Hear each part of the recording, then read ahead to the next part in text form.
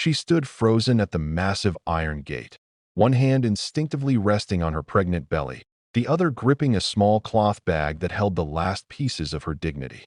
The house behind her glowed with warm lights, polished marble floors visible through tall glass windows, a place that once promised safety and love but now felt colder than the night air brushing against her skin.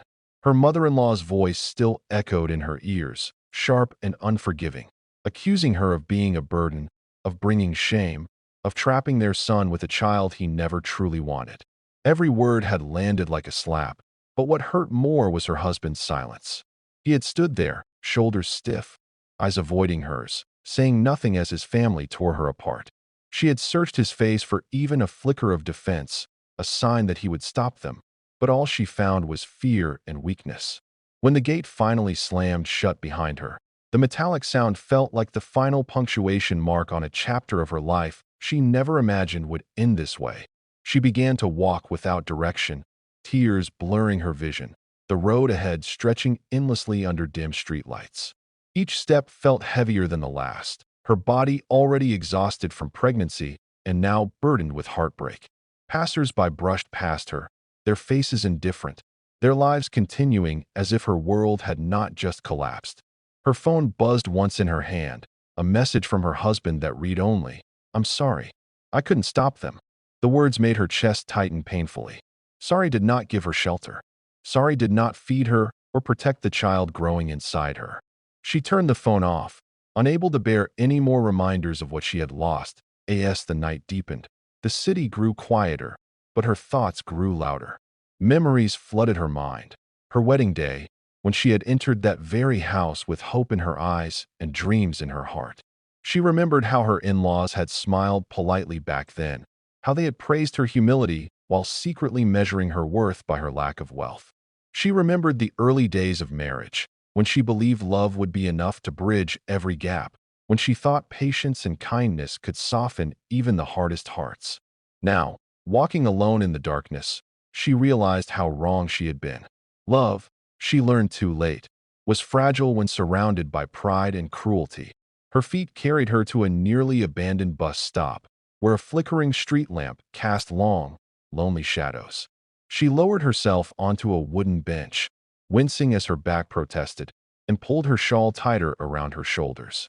Hunger gnawed at her stomach, mixing with waves of nausea and fear. She hadn't eaten properly all day, too anxious earlier, too broken now to think clearly.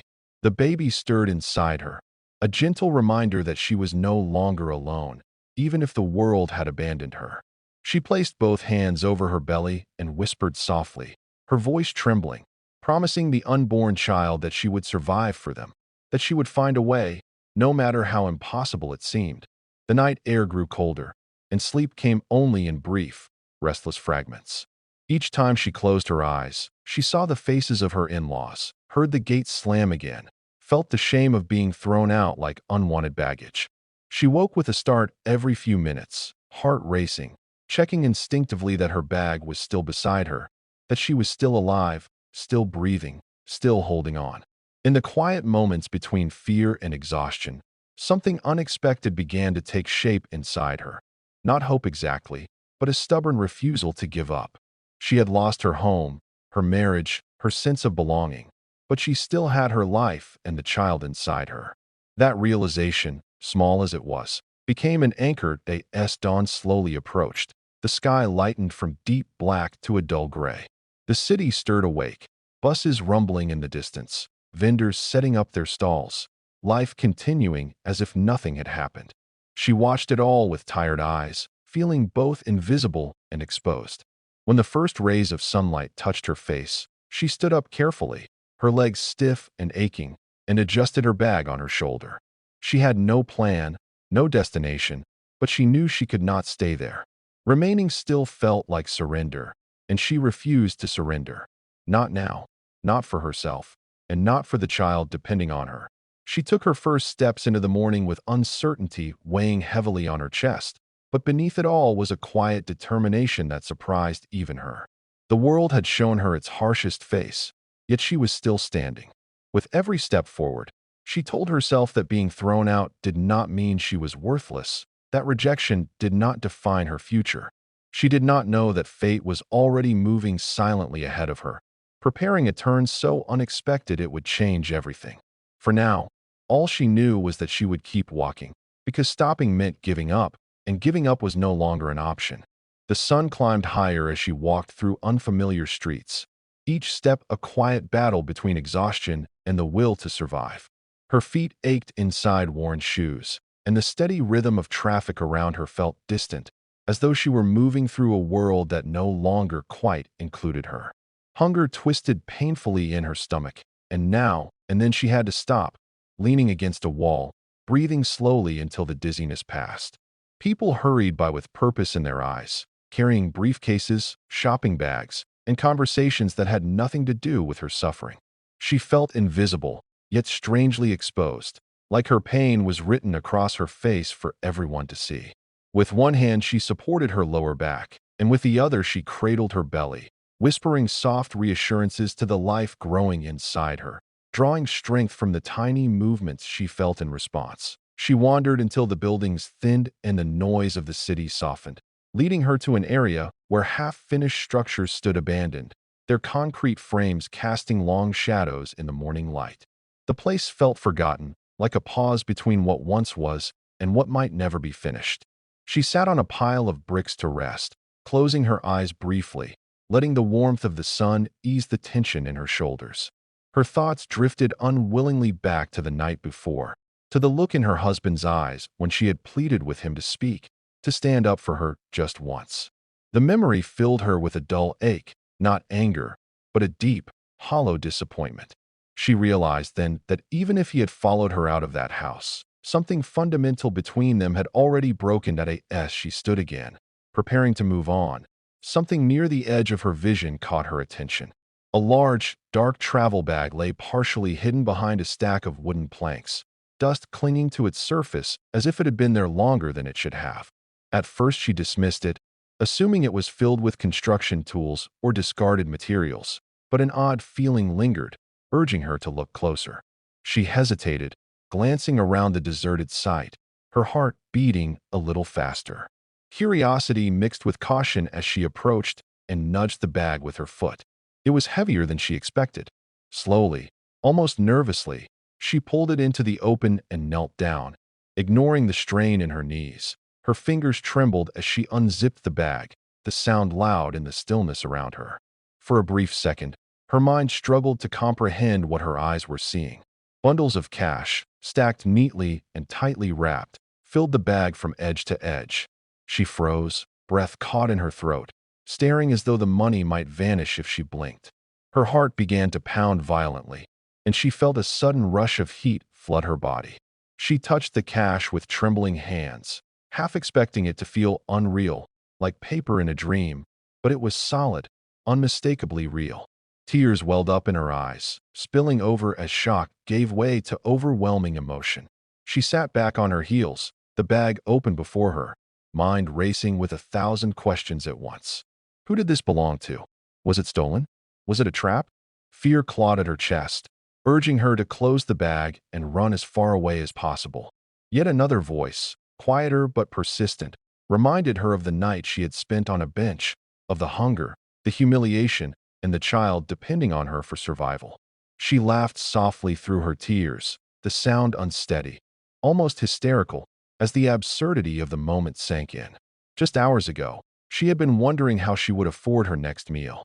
Now she was staring at a fortune that could change her entire life. For a long time, she remained there, weighing her options, her hands resting protectively on her belly. She whispered aloud, as if seeking guidance, asking the empty space around her what she was supposed to do.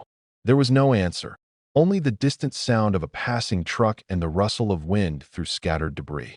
Finally, practicality overcame fear.